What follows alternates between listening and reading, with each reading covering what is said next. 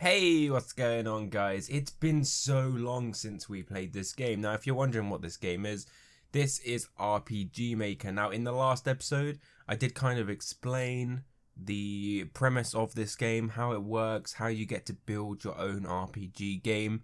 And if you've not seen that yet, I would highly recommend you go watch that. There should be a card in the top right hand corner of the screen right now. If you've not watched it, I would definitely recommend go checking it out. It's about 20 minutes long, I think, that video.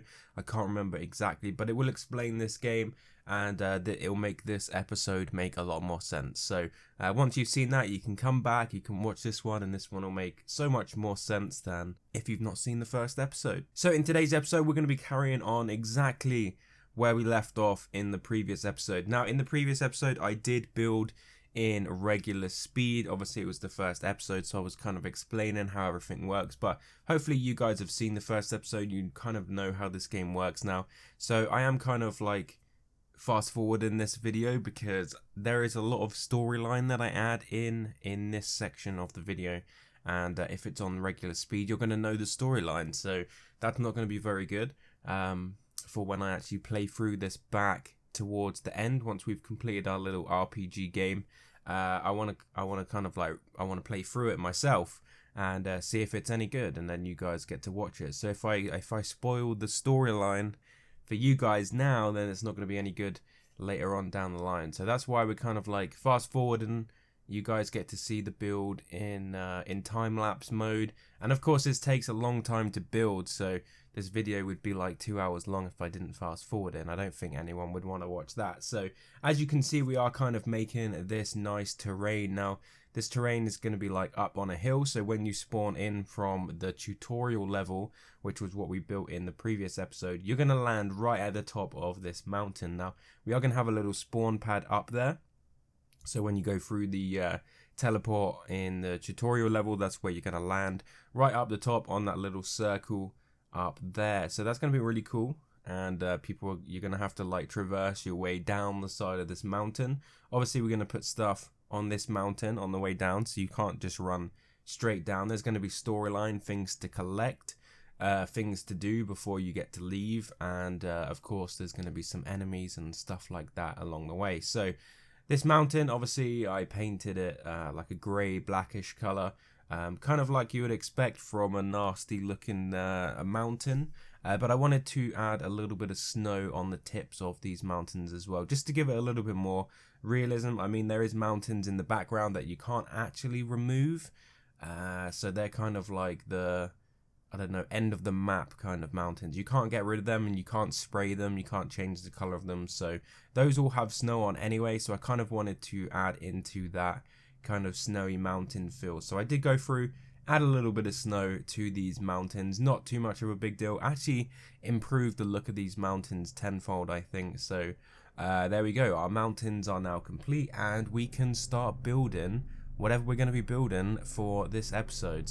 Okay, so once that teleport there was, or that spawn location was there, I just wanted to go in and put some of the main buildings down. So once these buildings were down, just a little bit of decorations on the inside there, just to kind of, you know, give it a little bit of realistic feel when you actually walk into these buildings. Now, unfortunately, this game doesn't have too much in the way of decorations for the insides of buildings just yet, but obviously it is in early access, so I'm hoping that later on down the line the game devs will give us a lot more stuff to kind of place inside and outside of buildings, so we can actually make it look a lot more realistic if you want to spend the time to do that. Of course, you don't have to spend any time doing any of this if you don't want to.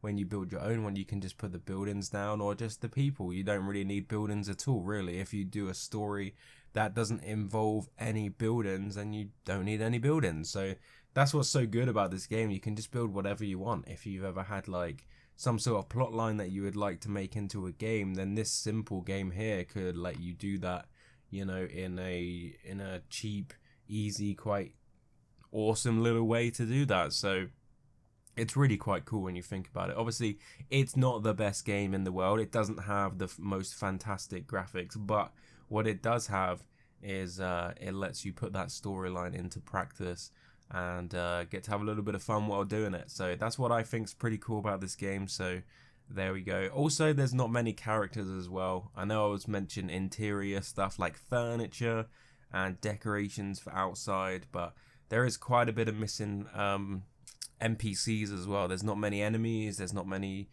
friendly NPCs. So hopefully that will all be fixed later on down the line. So there we go. More stuff for the devs to add there. But whether that will happen or not, I'm not too sure. Like I said, it is in early access, so anything could happen at this point. Hopefully it goes well and we get all these new updates and stuff. So okay, so as you can see, I am just adding stuff now to the interior of the building. Some of this stuff is relevant to the storyline, so I'm not really going to cover it too much. I don't want to spoil it for when I do play this later on. But some of this is just decoration. So a lot of this stuff kind of ties in with the main story that I've kind of written for the NPCs that you guys will read when you're playing through this.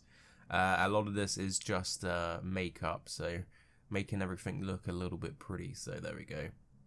There is one major problem, at least there was a major problem with this game when I was building this level quite a while ago now. It was the fact that you would place down collectible items, and collectible items are what you use to progress your campaign. So when you go up to an NPC, they may say, can you go find me like 10 apples or something, and I'll give you a reward, and then they give you XP for doing that, kind of like you would in any like MMO. If you get asked to go do something, give you a quest, you go do it, you bring it back, whatever, la-di-da-di-da. So the problem there was, when you would place the collectible items, you would have to be really careful where you place them, because it had a really big, I don't really know how to explain this. It had a really large clipping area, I guess you could call it. So if you placed it down next to maybe a tree or a barrel or the side of a building, then when you would actually go to pick it up, then it just wouldn't let you pick it up. And it was a really big problem for me, because you would have to test your game to make sure it was work. So you'd have to load in as a playable character, play through the campaign and see what's not able to be picked up, and then you'd have to delete it, and then you'd have to move it a little bit and then try all over again. So it was a nightmare. I'm not sure whether they fixed it at this point. I'll have to let you know in the next update. But it was a pretty big nightmare to have to work through that, especially when you're placing down hundreds of collectibles. It's just frustrating. Hopefully that's been fixed at this point, but that was something I did have to deal with while building this level right here. So yeah, not the most of fun times testing your own game like 500 times to make sure everything works. But then I guess that kind of ties into what it's like to build a game, because when you build a game, you have people that just test for things like that hundreds and thousands of times. You know, if there's a bug, they have to work out how to fix it. So, or they have to go in and specifically try and find bugs, so people that play the game later on down the line don't experience them. So, you know, I wouldn't want to have that job, to be honest, even though it's around games. I don't know whether I could be a game tester and just do that all day long. That would drive me crazy. But maybe it wouldn't. Maybe if it wouldn't, it's a new game maybe that's not been released yet. I get to play it first, even if I do have to redo the same thing 2,000 times. I don't know, maybe I would enjoy it for a month. I'm not really too sure. But there we go. So there's a little bit of dialogue here. I may skip through this in the edit, so you guys can't read it, but there we go. So like I said, this top section is pretty much done at this point, and right now I'm just fulfilling the collectible section. So I've given some of these MPs a little bit of a storyline at this point, and now I got to go in and actually fulfill it. So say one of my NPCs asked for something, now is the time that I'm going to go in and actually put those collectibles out into the world for you to collect. Obviously there is going to be other decorations as well, not just the collectibles that get placed. So especially on this section of the storyline, or this section of the map, there's a lot of dead trees that are getting placed, a lot of tree stumps, and a few enemies there, as you can see. So you can set enemies as collectibles as well. Obviously you don't collect the enemies, you have to kill the enemies. So you do get to choose whether you want to have collectibles on your mission or your quest, or enemies. So there could be a quest to kill 10 specific 10 specific NPCs, and then when you come back you'll get XP for that, which is pretty cool, and you do level up. I think at this point of building this section of the map, leveling up didn't really do anything too fantastic. I can't remember exactly if it did anything at all. I'm pretty sure it didn't. But maybe future down the line leveling up, you can set stuff like stats once you've leveled up, and the increase in damage and stuff like that once level up has happened. Of course, there is no way to reset someone's stats each level. So if I played through my own map like 20 times, I would probably be like level 22 or something. And then if I went to play someone else's map, I would load into their game at level 22 as well. So obviously at this point where leveling doesn't really give you an advantage, it's okay. But later on down the line, when there is an advantage for being level 22, then maybe there should be some sort of leveling per game. So you can set how much XP is given, what levels to expect at certain points during your game. And then at certain points during the game, then you can get new armor that matches that level, and then you can progress through that map. And then obviously when you go play a new map, you would start at 0 again, or level 1, or whatever it happens to be, because otherwise people are just going to farm levels and then go do quests and be able to complete them really easy if their levels kind of carry over.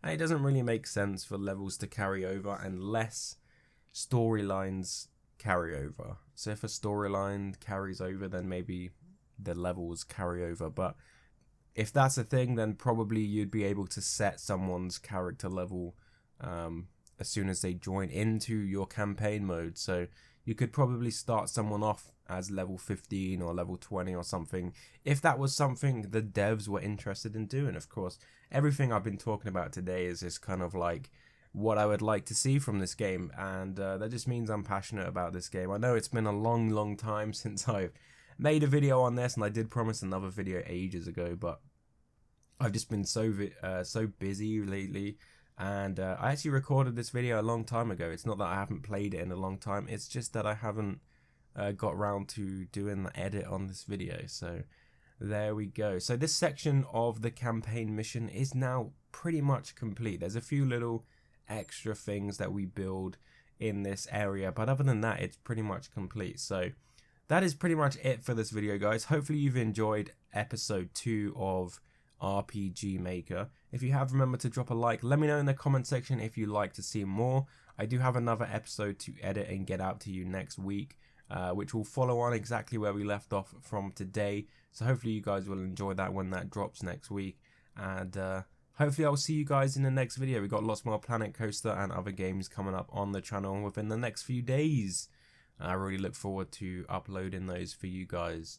So once again, remember to drop a like, feel free to subscribe, and of course I will see you guys in the next episode. Thanks for watching. Bye.